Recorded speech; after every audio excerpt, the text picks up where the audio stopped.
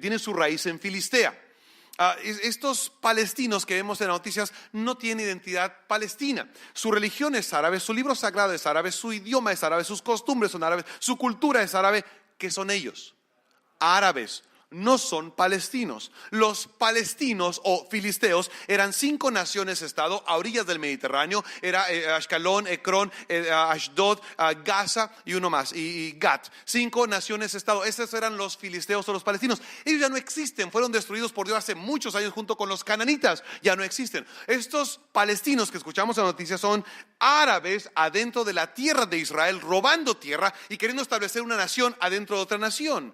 Dígame usted, ¿es legal hacer eso? ¿Se puede hacer un país adentro de otro país? No. Aquí en Estados Unidos hay más de 54 millones de hispanos. Vamos a suponer que se juntan todos y deciden convocar y poner a un caudillo, un líder, y deciden, bueno, tenemos tierra, tenemos el idioma, hemos estudiado, tenemos casa, propiedades. Vamos a hacer una nación aquí adentro de Estados Unidos. Vamos a llamarle México 2 o Hispania, como sea. ¿Se puede hacer eso? ¿Es legal hacer eso? Algunos están pensando como que es buena idea. No es buena idea. No lo descompongas, déjalo así como está. Los árabes se lo están quitando, a ver si nos lo deja unos 50 años más, no creo, pero no le muevas tú, déjalo así como está. No es legal hacer un país adentro de otro país. ¿Me están siguiendo? No estoy hablando de política, estoy hablando de Biblia. Es lo que estos árabes están haciendo, robando tierra que le pertenece a Israel. Tal vez en su Biblia dice ahí al final los mapas, tierra de la Palestina, en los días de Jesucristo. Eso es incorrecto. Dios nunca le llama Palestina a la tierra. ¿Conoce el himno Tierra Bendita y Divina? Es la de Palestina, donde nació Jesús. Jesús no nació en Palestina. Palestina es Filistea. Jesús nació más al este, en Judea, en Belén. Dios nunca le llama Palestina tierra de Israel. Es tierra prometida, tierra bendita, tierra santa o tierra de Israel. Nunca Palestina.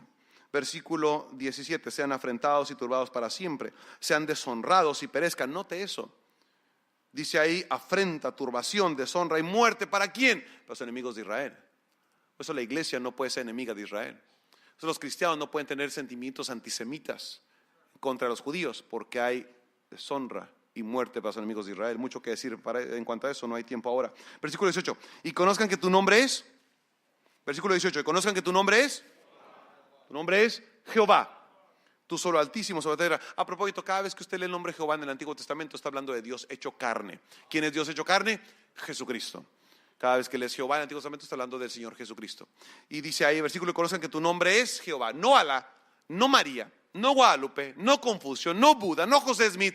Jehová, Jesucristo, tú solo altísimo sobre toda la tierra. Vamos a terminar aquí, mis hermanos. Hay muchas razones más de por qué dice la Biblia al judío primeramente, pero vamos a terminar aquí. ¿Sabe que hace 20 años aproximadamente no había en Israel, no había buitres? ¿Conocen los buitres? Esos pajarotes que comen animales muertos, buitres o sopilotes, ¿cómo los llaman? No había, no es un ave nacional de Israel. Empezaron a aparecer algunos en el norte.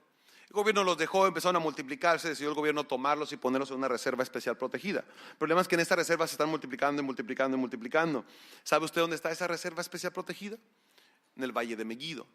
Si usted entiende un poco de profecía, recordará que Ezequiel y Apocalipsis habla de que en la segunda venida de Jesucristo, nuestro Señor, va a haber la batalla de Armagedón. Él solo va a destruir a sus enemigos, o sea, en el valle. Va a ser tal la matanza del ejército enemigo invasor de Israel, que dice que la sangre va a llegar hasta casi 1 metro de alto, hasta los frenos de los caballos. Y hay una invitación a las aves de rapiña que vengan a comer los cuerpos de animales muertos de capitanes y de soldados. Interesante. Los pájaros ya están ahí. ¿Qué quiere decir eso? Que Cristo viene pronto. No estoy hablando del arrebatamiento, estoy hablando de la segunda venida de Cristo. 7 años antes del arrebatamiento. Eso quiere decir que tenemos poco tiempo, mis hermanos. El asunto es este: tenemos el mandamiento de evangelizar a todo el mundo, al judío primeramente. ¿Qué va a hacer usted con este asunto del judío primeramente? ¿Qué podemos hacer? Hay que orar todos los días por la salvación de los judíos, pedir por la paz de Jerusalén, sean prosperados los que te aman. ¿Qué más podemos hacer? Número 2, tenemos que llevar el evangelio de los judíos en nuestra área. Qué bueno es Dios que trajo un puñado de familias de judíos desde Israel y se los puso aquí cerquita para que no batallen ustedes para alcanzarlos. ¿Quién va a predicar el evangelio de los judíos aquí en el área si no son ustedes? Los pentecostales carismáticos ni siquiera son salvos. Los ruselistas, los mormones, los liberales. Ustedes. Y si no van ustedes, no va a ir nadie. ¿Me están siguiendo? No me dejes solo, estamos para terminar, no me dejes solo, me das así. ¿Qué debemos hacer por la salvación del pueblo judío? Orar por su salvación todos los días, es un mandamiento, Salmo 122:6. Darles el evangelio en nuestra área. Número 3, ir personalmente a predicar el evangelio judío en otras partes del mundo. Argentina, más de 200,000 judíos, un solo misionero trabajando con ellos, y ya está muy viejito el hermano. Brasil, segundo país con más judíos en Latinoamérica, un solo misionero ya viejito, hermano Gilmore, trabajando con ellos. En Francia, 480,000 judíos, solamente 2 misioneros trabajando con ellos, no lo va a ver a todos. Panamá, más de 10,000 judíos en la ciudad, un solo misionero trabajando con todos, no lo va a ver a todos. En Miami, Florida, si no quieres dejar acá la tierra bendita y prometida de este lado, el mejor país para vivir, pero si no quieres dejarlo, vete a Miami, en Florida, más de 10,000 judíos que hablan español, nadie dándoles el evangelio. Phoenix, Arizona, el lugar donde crece más la población de judíos en el mundo, nadie trabajando con ellos. En España, más de 90,000 judíos. En Barcelona, Madrid, Palma de Mallorca, Sevilla, nadie, ninguna de las 29 iglesias bautistas fundamentales allá trabajando con ellos. Todo el mundo es judíos. Tú puedes ir. Antier llegó un mexicano a empezar otra obra allá en Israel, Hugo Rebollar, ¿lo recuerdan? ¿Lo conocen? Ya está en Israel comenzando a ganar alma esta semana. Tú puedes ir. Puedes ir a Francia, Alemania, Bélgica, Sudáfrica. Llevar el evangelio a los judíos.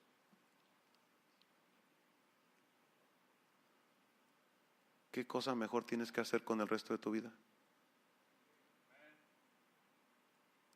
Finalmente, ¿qué podemos hacer? Debemos dar dinero para que otros vayan. ¿Cómo se llama usted, hermano, en la esquina? Héctor. ¿Puedo usar su nombre para una ilustración, si me permite? Pues se puede poner de pie, mi hermano, por favor. Oh, ahí está bien. Vamos a suponer, mis hermanos, que el hermano Héctor rindiera su vida para irse de misionero a los judíos en España. ¿Usted es miembro de esta iglesia? ¿Le gustaría, mis hermanos, que el hermano Héctor se fuera de misionero a los judíos en España? ¿Le gustaría o no? ¿Le gustaría que el hermano Héctor se fuera de aquí? Como misionero. Si el hermano decide irse de misionero a los judíos en España, ¿cómo va a llegar? ¿Con la pura bendición? No va a llegar lejos. Tenemos que darle dinero. Y ni siquiera mucho. $2-3 cada uno de los que estamos aquí por semana y lo mandamos. ¿Me están siguiendo? Gracias, hermano, puedes sentarte. El asunto es, ¿qué va a hacer usted por la evangelización de los judíos? No hacer nada es pecado. Jehová Dios, perdónanos.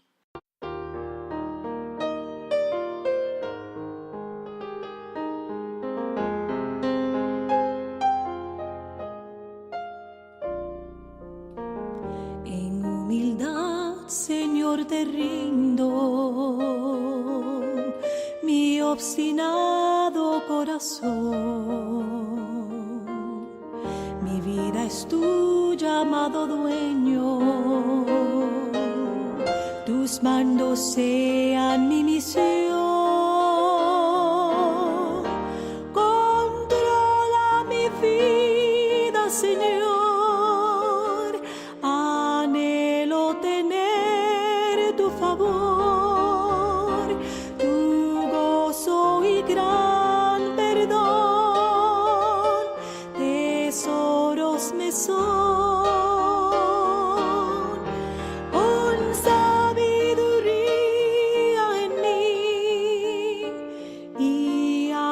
Estar junto a ti, entonces al ver tu faz, fiel siervo dirás.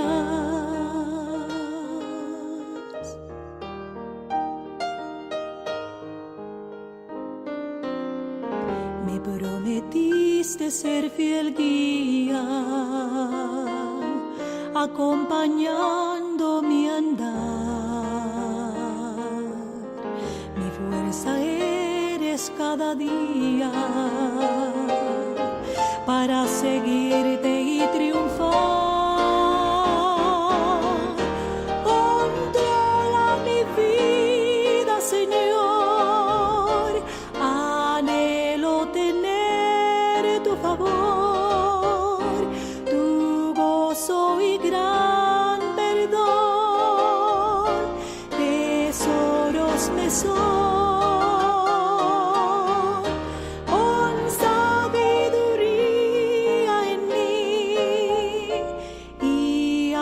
Estar junto a ti,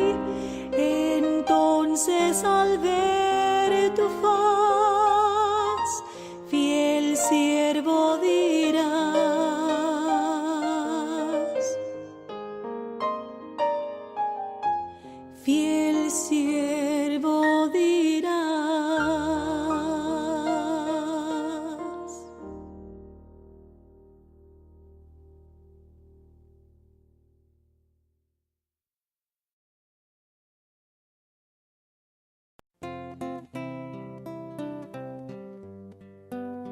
Este es el mensaje de salvación. El plan de Dios para la salvación, conocerlo es muy sencillo, escucharlo es importante, pero en creerlo está la diferencia entre el que se salva y el que se pierde. Sin embargo, hubo un precio que pagar muy alto, no fue sencillo. Hebreos 9:22 dice, y sin derramamiento de sangre no se hace remisión. Hoy en día es gratis. Efesios 2:8 dice, porque por gracia sois salvos por medio de la fe. No depende de lo que yo pueda hacer, sino de lo que el Hijo de Dios ya hizo. Colosenses 1:14 dice, en quien tenemos redención por su sangre, el perdón de pecados, quien no pecó y que no merecía morir, pero murió por mí y por ti, poniéndome yo como ejemplo. Soy salvo y la gloria le pertenece a Él. Efesios 2:9 dice, no por obras para que nadie se gloríe. Nadie merece la salvación. Nadie merecemos ser salvos. Nadie merece la gloria. Romanos 3:23 dice, por cuanto todos pecaron y están destituidos de la gloria de Dios. La Biblia dice que todos somos pecadores. Tenemos que entender en primer lugar que todos hemos pecado. Y por causa del pecado estamos condenados. Por nuestro propio pecado, no por el de alguien más, sino por nuestro propio pecado, estamos perdidos y condenados ya a un castigo eterno. Romanos 6:23, la paga del pecado es muerte. Y aquí tenemos el segundo punto. El primero es todos somos pecadores, el segundo punto es la consecuencia de nuestro pecado, la paga del pecado. Y como dice el texto, la paga del pecado es muerte. Al igual que todo, el pecado se paga. En este caso se paga con la muerte. Dejando de existir físicamente, el cuerpo vuelve al polvo, mientras que el alma es separada de Dios y sentenciada a la muerte segunda. Apocalipsis 20:15 dice, y el que no se halló inscrito en el libro de la vida fue lanzado al lago de fuego. No hay escapatoria. Todos estamos bajo pecado, todos somos pecadores y condenados. No te puedes justificar a ti mismo comparándote con otros, pensando que no eres tan malo como para merecer este castigo, porque aún teniendo un solo pecado en toda tu vida, será suficiente para ser un pecador y para estar condenado.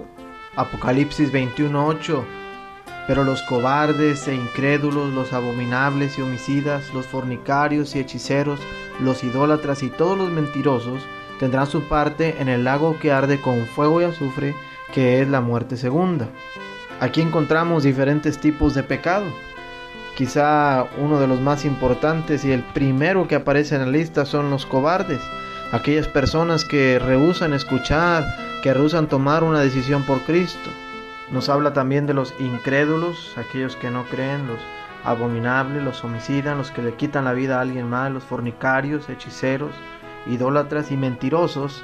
Y quizá en los demás pecados no haya tanto conflicto, pero si aún has mentido, la mentira es pecado y esa te condenará al lago de fuego. Pero tengo buenas noticias para ti. Cristo te ama. Fue tan grande el amor de Dios que nos dio la solución. Juan 14:6, Jesús le dijo, yo soy el camino, la verdad y la vida. Nadie viene al Padre sino por mí. Pudiera ser que tengas un plan en mente, pero solo hay un camino. La llave maestra que nos dará la entrada al cielo se llama Jesucristo. La condición es que creas en Él y con un corazón arrepentido lo recibas en tu corazón. Y aquí tenemos ya el tercer punto. El primero es que todos somos pecadores, tú has pecado. El segundo punto es la consecuencia del pecado, la paga del pecado, que es la muerte y el infierno, el lago de fuego. Pero el tercer punto es que Dios te ama, Cristo te ama. Y aquí está la solución. San Juan 3:16, un versículo